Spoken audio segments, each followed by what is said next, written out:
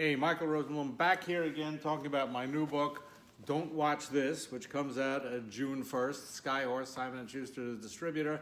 You can get it on Amazon, at least you can pre-order. In the last couple of videos, I've been talking about how addictive video and television and all this stuff is, and it is addictive. The average person watching an unbelievable 8 hours a day of Instagram, Netflix, TV, videos, YouTube, you name it, and that has an impact on our culture. And ideally, the best thing to do would be to say to you, throw out your TV, throw out your phone, get rid of, disconnect. That's not going to happen. It's not going to happen because unlike stopping smoking cigarettes or stopping drinking or stopping doing heroin, if you can do that, television and media are woven so deeply into the culture that we'll never get rid of them.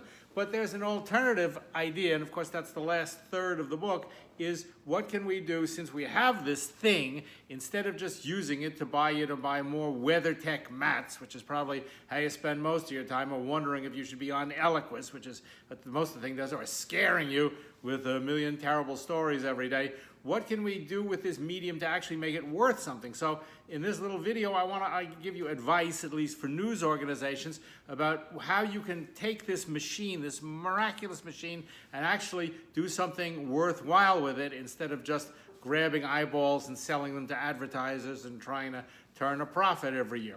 My mentor in the television business was a guy named Fred Friendly, and so probably if you're my age or older, which would mean almost dead, you've heard of him, but younger people haven't heard of him. Fred was he was really the father of a lot of the journalism. He was the president of CBS News.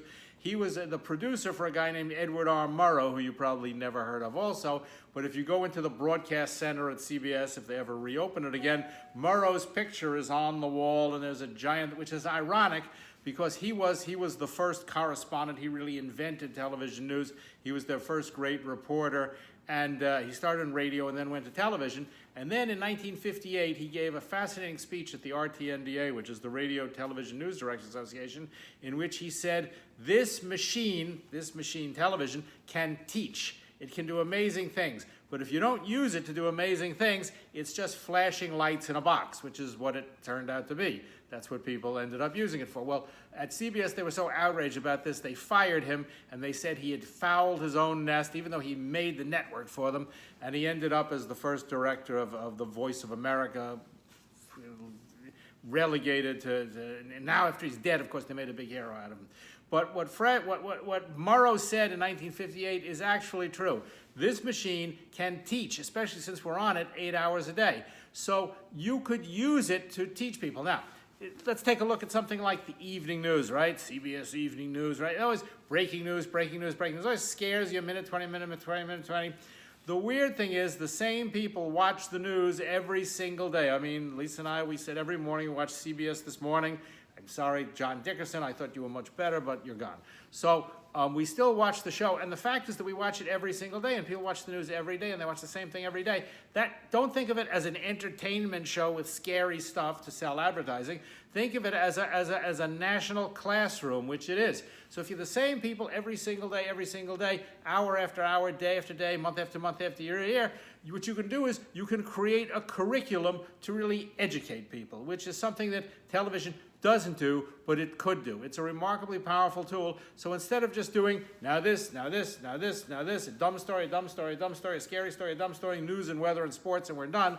Instead, you could say, well, for the next 2 years, we're going to build this level of knowledge out now. Well, you probably don't remember, but many, many years ago, when the Iranian hostage crisis happened, Ted Koppel, who was on CBS the other day, Ted Koppel ran a show on ABC called America Held Hostage, which was an hour every night about the hostage crisis. Nobody knew how long it would go on for, and every night at 10 o'clock they went America Held Hostage on day 6 and day 12 and day 15. Well, the thing actually went for 444 days. So that was 444 hours devoted to one topic, the hostages. So if you went to Columbia University and you did 444 classroom hours on Iran, you would not only get a doctorate in Persian history, you would be fluent in Farsi. But if I sat you down in a chair and I made you watch 444 hours of America Held Hostage, your brains would drip out of your ear and you wouldn't know any more than when you left, because it was always, today we're going to interview the hostage's wife, today we got the hostage, one of the hostage's dog walkers is here. I mean, it's a waste of time.